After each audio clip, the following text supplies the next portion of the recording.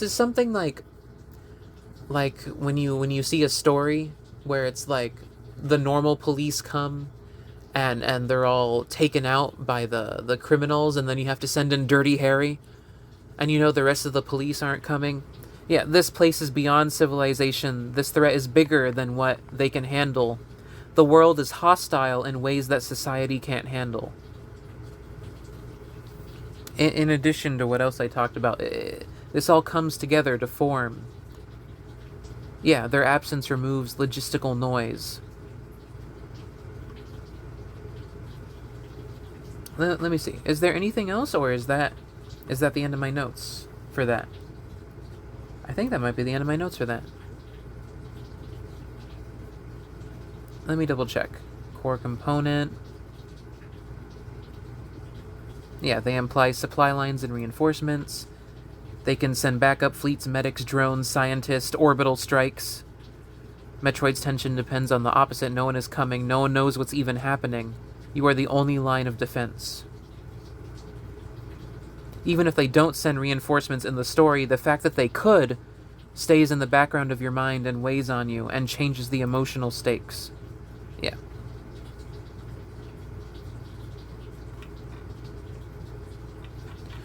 Alright.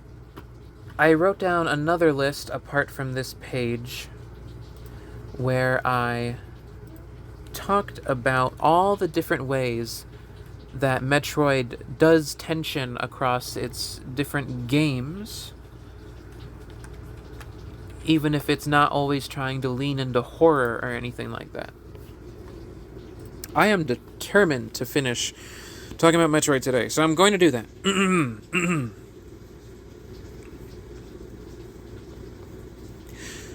Tense moments in Metroid versus moments of levity.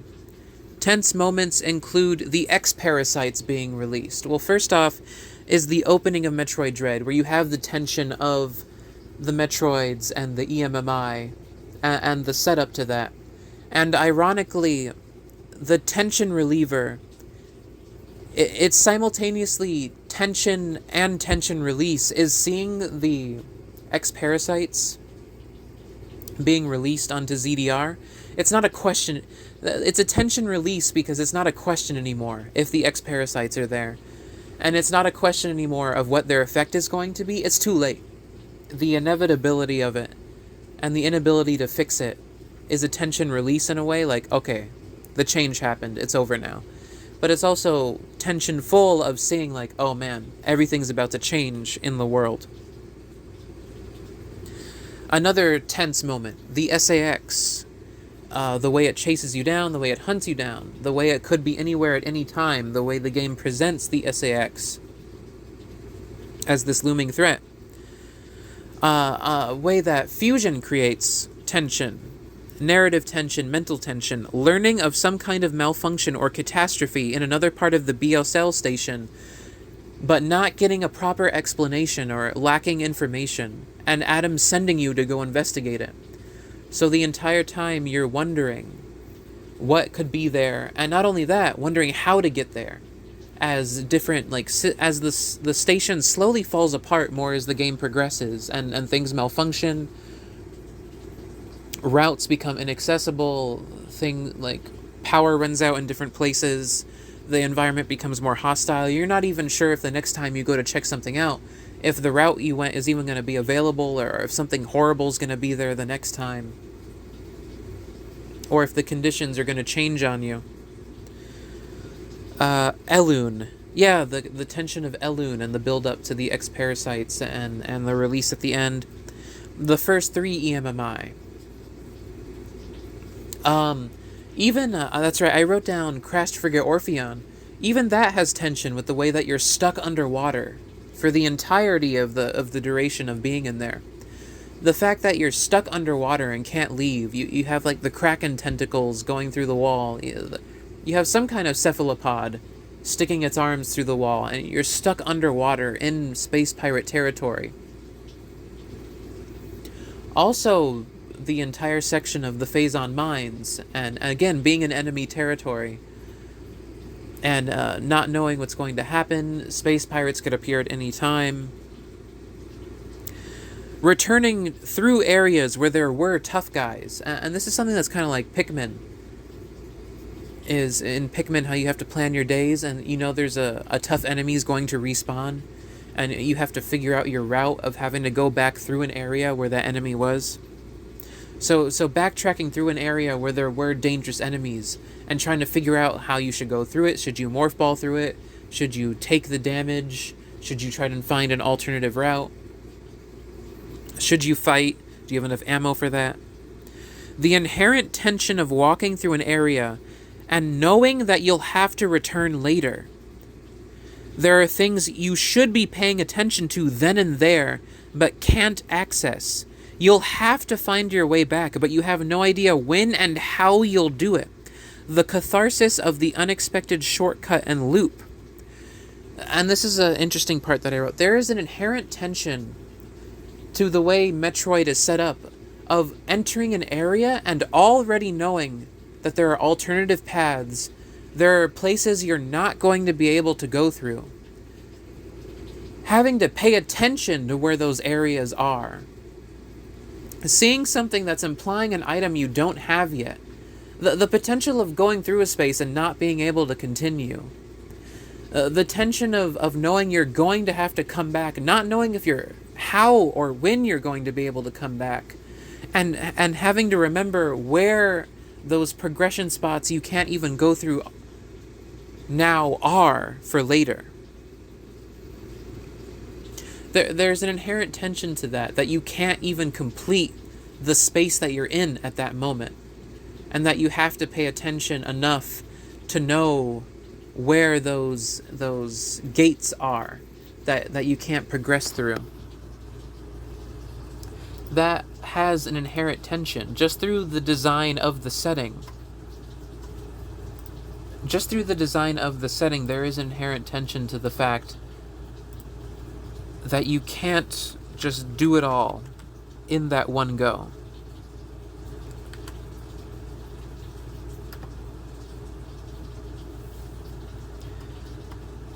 Let's see.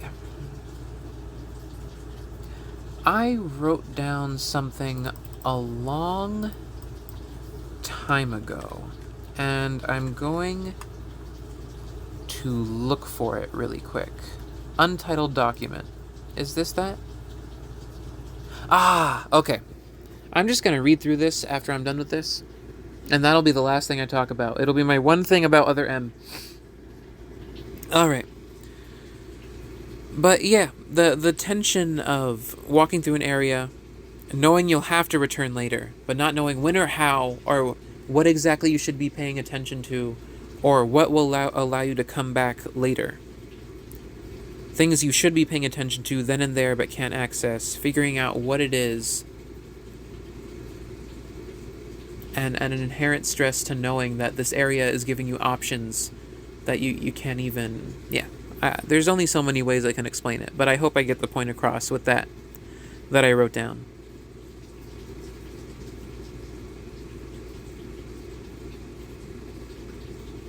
Yeah, inherent stress of just having to memorize things and pay attention. There is a tension to that.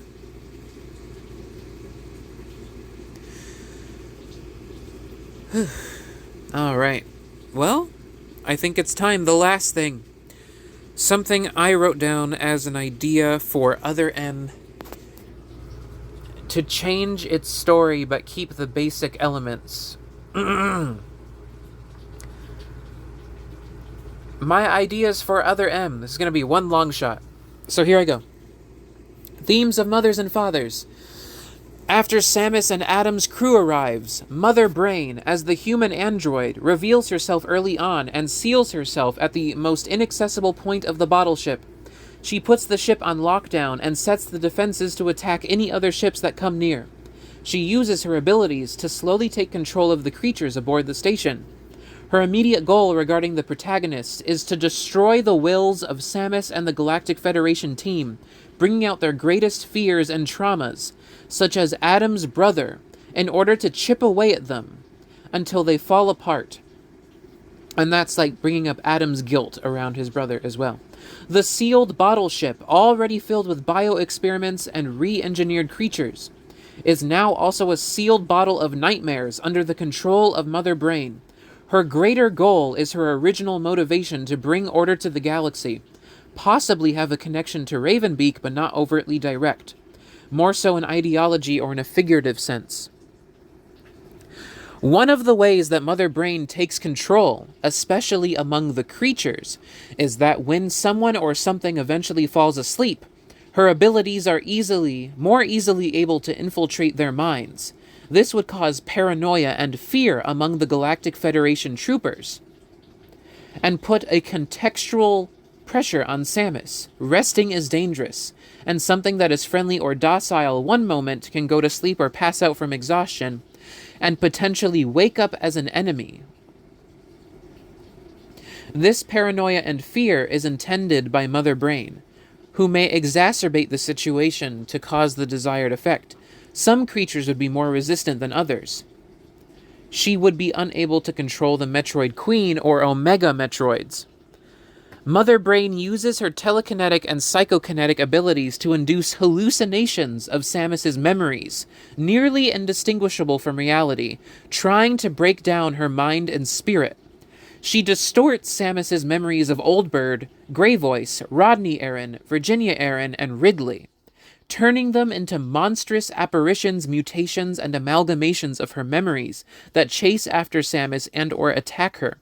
It becomes harder and harder for Samus to distinguish Mother Brain's hallucinations from reality, and over the course of the story, Samus's cold and battle-tested demeanor begins to crack, especially at having to use her weapons against the hallucinations and memories. Mother Brain not only brings out Samus and the Galactic Fed Team's memories, but also her own memories of the Chozo. Oh, okay, I see. That's what I meant. Mother Brain not only brings out Samus and the Galactic Fed Team's memories, but also Mother Brain's her own memories of the Chozo from her previous iteration as the brain-like supercomputer.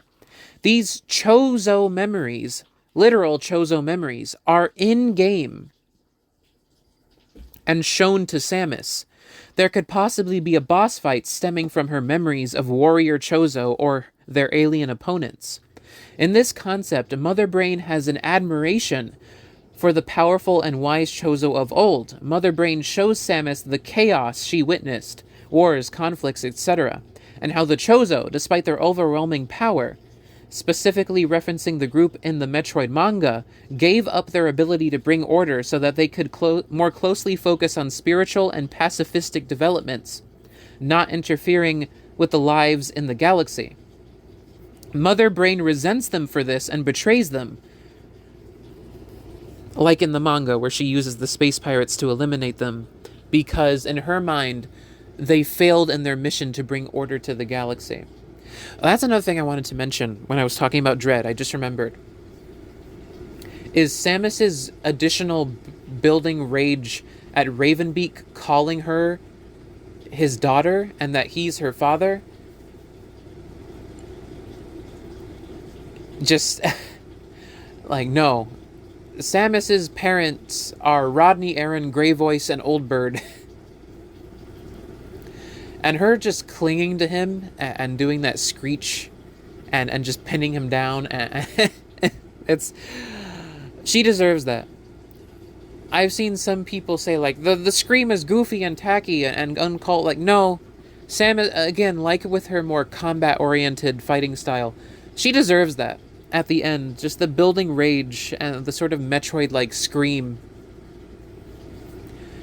And just everything about that. I like it. Everything about that. But, yeah. Ravenbeak trying to manipulate her into being like, I'm your dad, just because he contributed some Malkin DNA to her. I wonder if you can contextualize that as that was what helped to overcome the reprogramming that those specific Toha had to make themselves nonviolent? Or was it just to make her so she would be more hardy to the environment? Regardless, he's not her father. Anyway. And now he feels like he can use that to claim her existence, her life. Like, you belong to me, I brought you and I can take you out, that kind of thing. Anyway, the new Mother Brain.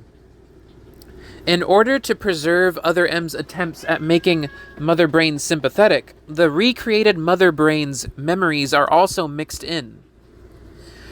These memories could be of her being built, growing up, however she does that, and being raised by the scientists aboard the bottle ship. Like in the original Other M, Madeline Bergman, the bottle ship's lead scientist, would serve as the remade Mother Brain's mother figure. In this concept's versions of the events, the humanoid android Mother Brain was created from samples taken by the Federation after the events of Zero Mission. The new Mother Brain is an artificial bio-humanoid that is able to grow up like a real human would. Dr. Bergman forms an attachment with MB, who becomes like a daughter to her. Madeline raises the new Mother Brain like a human child with genuine love and affection. This child is of course highly intelligent in all areas, but forms a particular interest in the history of alien races, like those seen or referenced in the Metroid Prime trilogy, and particularly the Chozo. This Mother Brain would have more small inklings of the original Mother Brain like that early on. Eventually, the new Mother Brain begins to suspect that what the bottle ship is for and why she was created, but not the whole picture, which the staff attempt to keep from her, with childlike distractions and playing to her interests. When the original Mother Brain is... And now here's the cool part, is that she exists concurrently with Mother Brain. So this bio-android that has samples of Mother Brain used to create her exists at the same time as the space pirates having recreated Mother Brain. So the events of Super Metroid are happening in the background of her growing up. When the original Mother Brain is destroyed at the end of Super Metroid, her super telepathic powers allowed her consciousness to be transferred to the new Mother Brain, the bio-android, due to their direct connection. The new Mother Brain suddenly finds herself quickly maturing. Down you go. Finds herself quickly maturing, both mentally and physically. Much to the scientist's horror, the memories, personality, and experiences of the original Mother Brain steadily emerge in the new Mother Brain, giving her exponentially increased agency, abilities, and awareness to see past their attempts to disguise both her and the ship's purpose. Madeline Bergman desperately tries to stop her, in quotes, daughter from losing herself, but after new MB finally learns what the scientists were trying to hide about her origin in the bottle ship, the original Mother Brain's personality completely resurfaces. Or surfaces. She decides that the galaxy is still not in order, and that this bottle ship is proof of it. Just like before, she determines that because, bioweapons to try and, dominate and power and create order, the ship is proof, the fact that it exists at all, that the galaxy is still not in order. Just like before, she determines that only she is capable of bringing peace to the galaxy. In addition, Mother Brain feels betrayed by Madeline, as she now believes that the love Madeline displayed, and that their entire relationship was just a lie to keep her ignorant and under control. Samus's ability progression. A major difference this time around is that Adam must absolutely not be associated with hindering Samus's use of equipment. The decision to have Adam authorize Samus's ability in Other M casted him in a very unfavorable light. Not just in the story, but also for players, who many grew to see Adam as a hindrance or an enemy. Along with his dismissal and general attitude towards Samus. This greatly diminished his impact as a character who already spent much of his dialogue talking down to Samus, and many were glad to be rid of him in his sacrifice scene. In this hypothetical Other M, the context for Samus's limited arsenal is that her suit is managing to shield her from the bulk of Mother Brain's enhanced abilities, so most of its processing power and energy is being used up, shielding her from Mother Brain's enhanced powers. However, so much power has to be devoted to performing this function that all non-essential systems are taken offline. In order for Samus to restore the use of her equipment, she collects devices, modules / insert item names. These items boosts her suit's output and resistance to Mother Brain's powers, and these would be things that like the scientists built around the station and things like that to better regulate and control and dampen, do stuff with the new MB's abilities, which no longer work in that way. Anyway, increase the capacity. These items boost her suit's resistance to Mother Brain's powers and increase the capacity of her suit to devote power to other systems. Contextually, I wrote it. Oh, I had the same idea twice. Contextually, these items were built by Battleship scientists as fail-safes when they made the Mother Brain android to counter her abilities or keep certain things or areas safe or hidden from her control or view. Analogous to collecting equipment in other Metroid games, collecting one of these items would unlock a predetermined ability inside of Samus's suit and expand her options for exploration. This also puts the angst of Samus having but not being able to use all of her abilities freely on the antagonist, not on Adam. Yes, put that on the antagonist, not on Adam, that she can't use her abilities. This would increase the feeling of threat that Mother Brain poses and make besting her all the more satisfying. Is this the last section? It is. Okay. The revised Ridley encounter and lead-up. A redone version of the Little Birdie scenario and his growth into the Ridley clone from Other M would play out in the background. But far before Samus encounters the Ridley clone, a few events would play out. Clone Ridley steals the last one of the last items needed to fully upgrade Samus's suit. At some point, Samus meets Madeline Bergman, who offers a modification to her suit to make it more effective in opposing Mother Brain. This is a trick, however. While Samus is vulnerable, Madeline, possibly sedating her first or finding some way to tranquilize her, puts some kind of inhibitor / removes Samus's suit. This act is to try and prove that she loves her daughter. Prove her love to her daughter. And remove the biggest threat to her. To MB. Basically prove to Mother Brain that she still loves her by removing the biggest threat to her. Madeline knows that a confrontation between Samus and MB would be deadly and result in the death of either or both of them. In this scenario, Madeline could escape before Samus manages to get back on her feet, or Samus incapacitates her and turns her over to the Galactic Federation police squad. Madeline might try to attack Samus while in the Zero Suit to eliminate her. She can incapacitate herself before Samus turns her over to the Galactic Federation troops so they can't force her to reverse the damage she's done to Samus's suit. Or the effect. Samus is forced into a situation similar to the ending of Metroid Zero mission, in which she is only armed with light weaponry and is highly vulnerable without her power suit. She is put through a gauntlet of tough enemies, maybe even Metroids, that she has little to no chance of defeating, and is now extremely susceptible to Mother Brain's powers without her suit. Along the way, Samus would receive assistance from the Galactic Federation squad in traversing and making her way through the station. Possibly even getting to play as Adam or the other soldiers, Anthony Higgs. Eventually, Samus is surprised by the clone Ridley like in Other M. Like in the original Other M. In this version, the important difference is that Samus is not induced into a traumatic reaction by her own fear in quotation marks, or panic. She has defeated Ridley at least 5 times at this point already. Rather, it is Mother Brain who, through her mental powers and hallucinations, has broken down Samus under immense strain and pressure.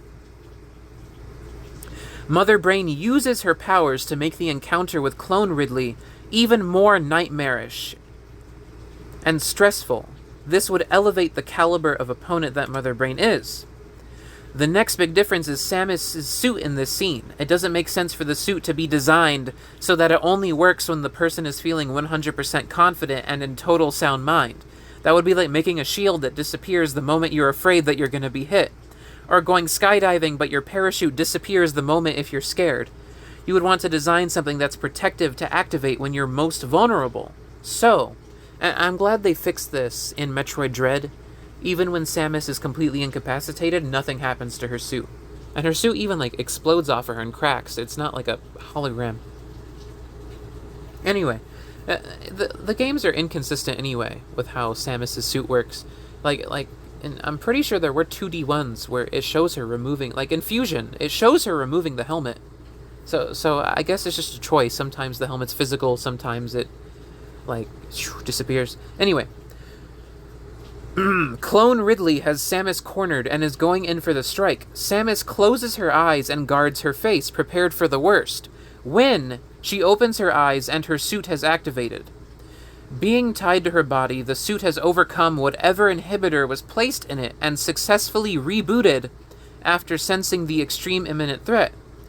The suit also repels the hallucinations from Mother Brain. However, Samus still took the hit and is on the ground.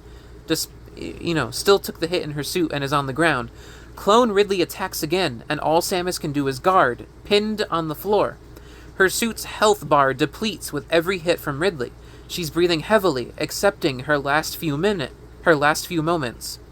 She thinks over her lifetime up to now until she hears a voice and a sound, similar to the incoming transmission from Metroid Prime when receiving a map update.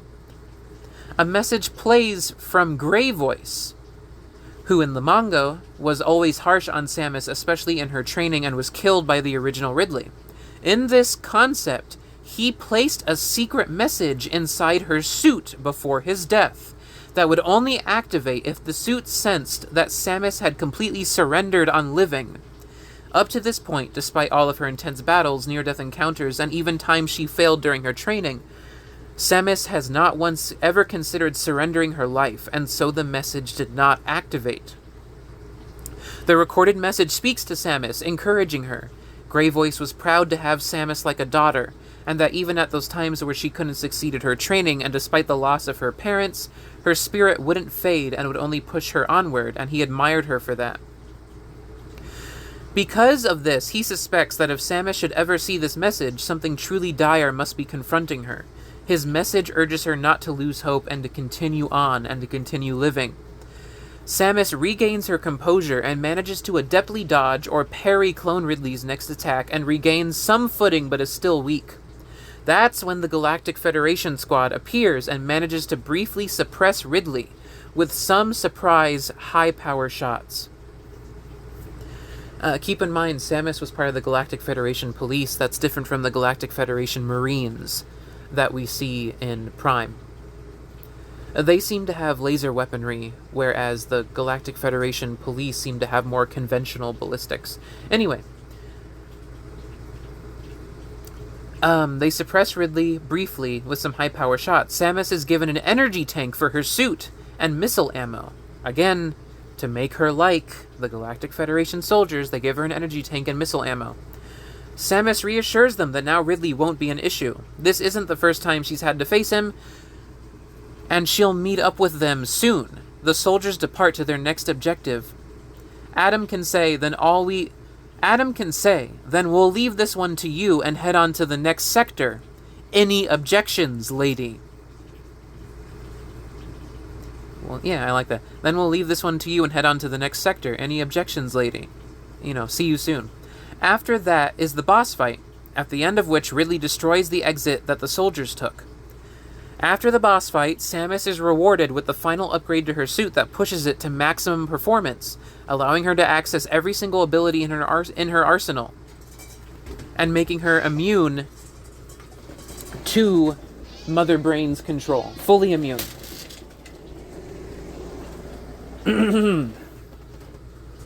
Despite the destroyed exit, Samus is informed that there is another route to the next sector in a previous sector. The player is now given the full power of Samus. going back and blasting through every single area she had to traverse in her Zero suit, now in her fully powered power suit. And I wrote down some other last notes here. And this is it. Notes. Have Mother Brain take control of Adam and use him against Samus, shooting her in the back like he did in Other M. Her saying, "I will turn your nightmares into reality."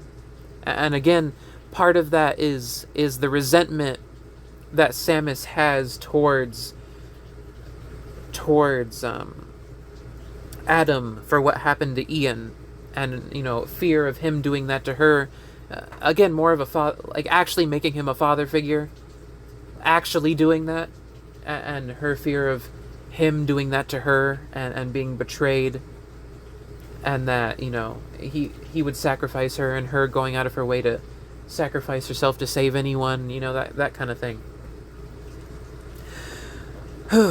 And here's the last note, and then this is it. Eventually, Adam wrests control back from Mother Brain, and he and his squad assist Samus in the final battle, which Adam succumbs to his wounds shortly after. That's it! I did it! Yes! Yes!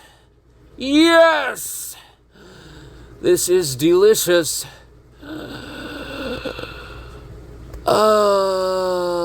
The baby. Alright.